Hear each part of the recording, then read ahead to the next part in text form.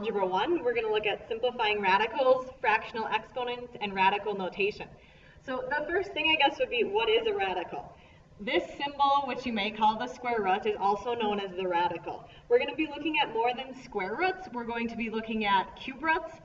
So all of these together would be called radicals. If you have a square root, it's implied that a 2 is out front. So a cube root, you'd have the 3 out front. Square root, technically it's like that 2's out front, but we usually don't write it.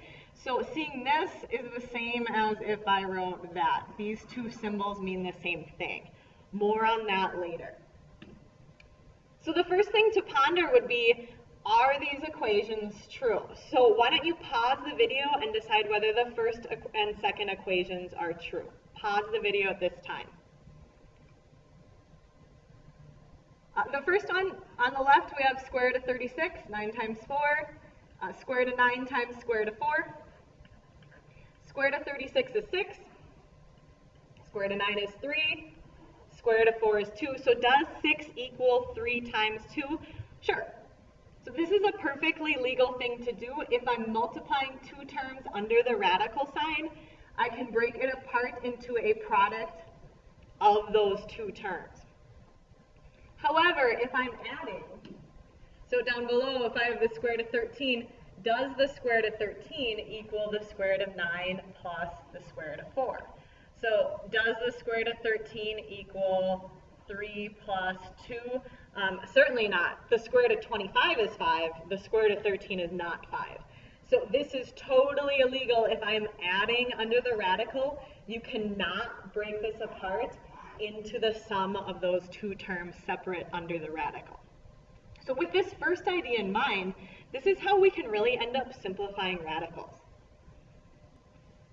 So first up, I want to simplify the square root of 108 without using a calculator. So I want to know what number squared gives me 108. Well, that'd be about 10 point something. But if I can't use a calculator, here's what I'm looking to do. I want to break this down and look at the factors of 108. If 108 has any factors that are perfect squares, then this expression is not simplified. So let's make a list of our perfect squares. These you should get to know. Perfect squares, so if I take the whole numbers and square them, so 1 squared is 1, 2 squared is 4, 3 squared, 4 squared, 5 squared, 6 squared, and I could keep going on and on and on. These are your perfect squares because if I take the square root of any of these numbers, I should get a whole number. So if I'm looking to simplify a radical expression, this is not simplified if 108 has any perfect square factors. So actually, a handful of these numbers are factors of 108, or in other words, they divide evenly into 108. But I want to look for the largest perfect square factor, and that would be 36. So from what we just did on the previous page, I could break down the square root of 108 and say this is equivalent to the square root of 36 times the square root of 3, since 3 times 36 would give you 108.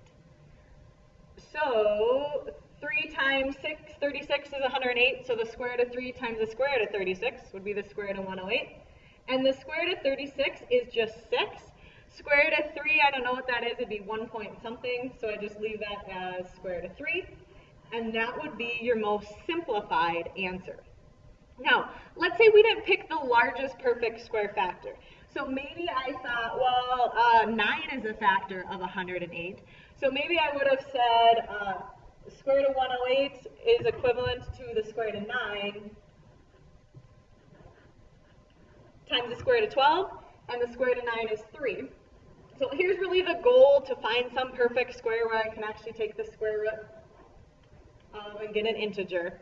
But why aren't my answers the same? Why are these not the same? Well, they actually are. If you notice, I could break down the square root of 12 further. So now 12 has a perfect square factor. 4 is a factor of 12. So square root of 12 equals square root of 4 times square root of 3. And I'd have 3 times square root of 4 is 2. Square root of 3, I don't know what that is. It's not a whole number. And then I get the same answer. So this is why it's beneficial to pick the largest perfect square factor. Otherwise, you'd have to do some additional work. way that you may have learned how to simplify radicals is just by making a factor tree. So pick any two numbers that multiply to 108, and then you keep factoring until you get a prime number. So 2's prime, it's only divisible by 1 in itself. So keep going. Let's see, 2 times 27 is 54, 3 times 9 is 27. So you keep factoring until you get all these prime numbers, and here's essentially what this factor tree is saying. 2 times 2 times 3 times 3 times 3 is 108.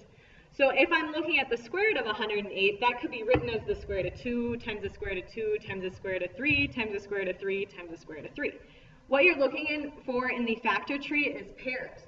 So if I have any pairs, well, the square root of 2 times the square root of 2, that's the square root of 4. Square root of 4 is just 2. Square root of 3 times square root of 3 is square root of 9, which is just 3.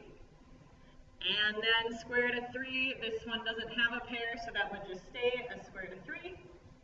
And that gives you 6 square root of 3. So another way to find the simplest form of a radical expression, make a factor tree, find your pairs.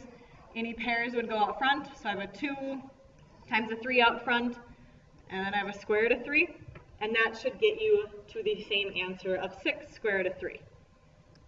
So here's something that's maybe a little bit different. If I want to simplify a cube root, so this would be read the cube root of 80.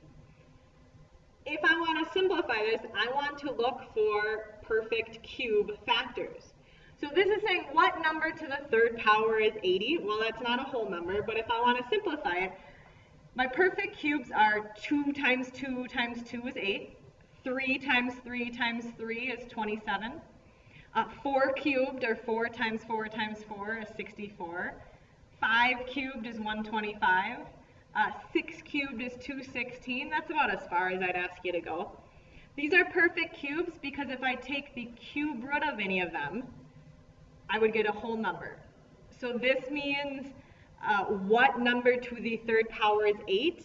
That's what the cube root means. That would be 2. Cube root of 64 is 4, because 4 cubed is 64.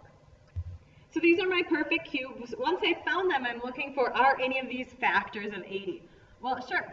8 divides evenly into 80. So I could write the cube root of 80 as the cube root of 8 times the cube root of 10, because 8 times 10 is 80. Cube root of 8 is just 2, because 2 cubed is 8. And cube root of 10 would be a decimal 2 point something. That would be my final answer. Make sure that you're writing 2 cube root of 10, not 2 square root of 10. If you were doing this using the factor tree, here's essentially what your factor tree might look like. I mean, you may have started with different numbers, but in the end, the factors, the prime factors of 80 would be 2 times 2 times 2 times 2 times 5 would give you 80.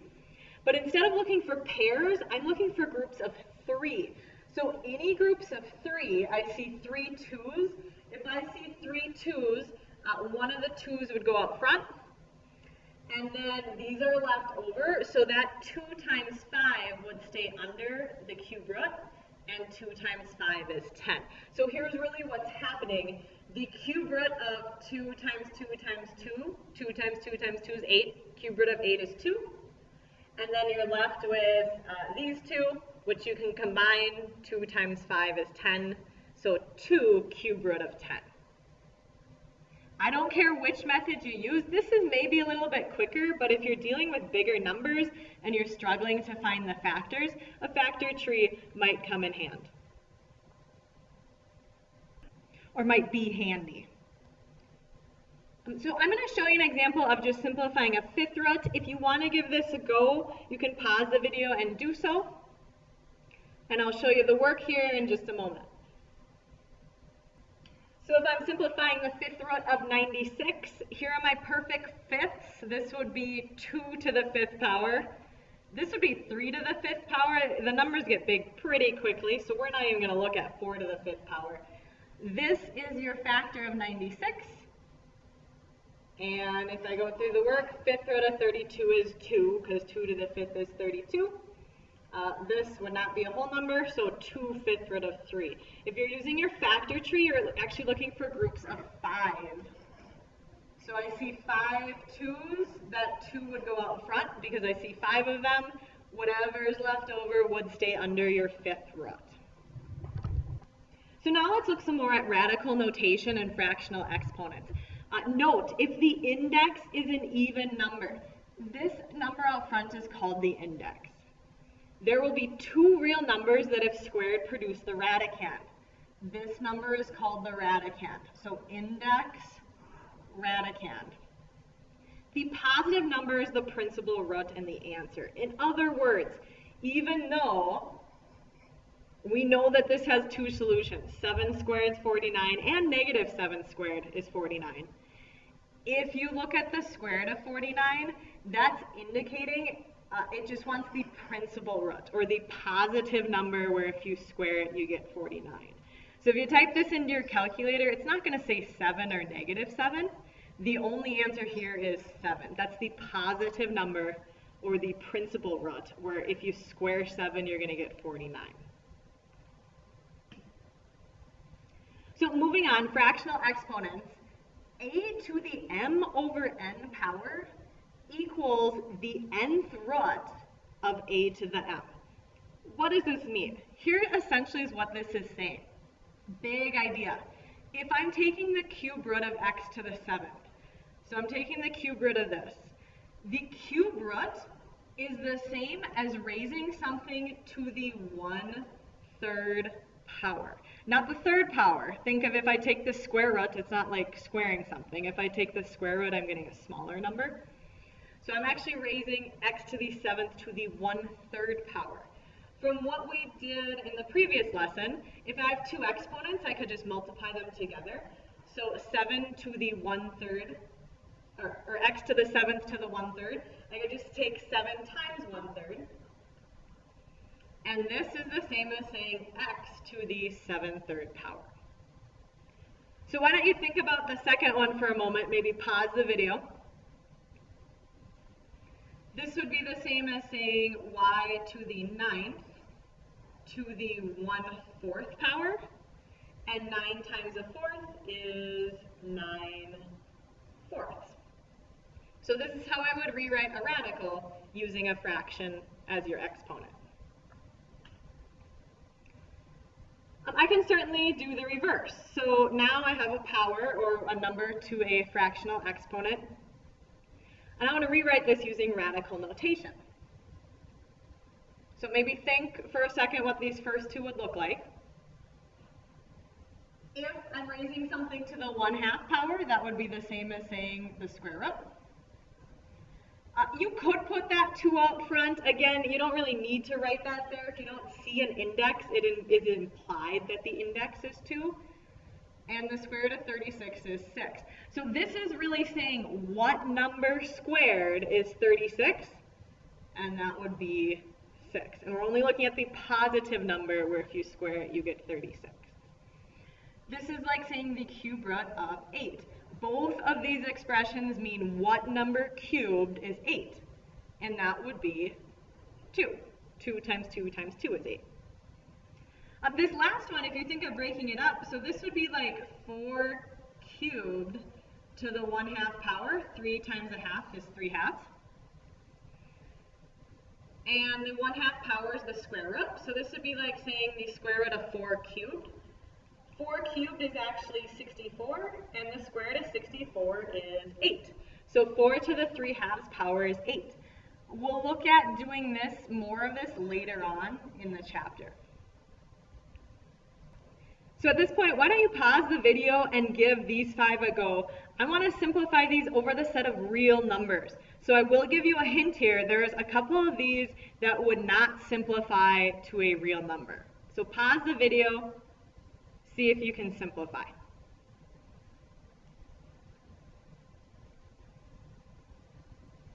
So first one over here, we're looking at what number squared is negative 25. Well, there's no real number where if I square it, I get negative 25. So this would be simply a no solution. I can't simplify that. Now, if I were including the imaginary numbers, I could say, well, if I squared 5i, 5 times 5 is 25, I times I is negative 1. This would give you negative 25. But there's no real number where if I square it, I get a negative 25. So the first one would simply be no solution.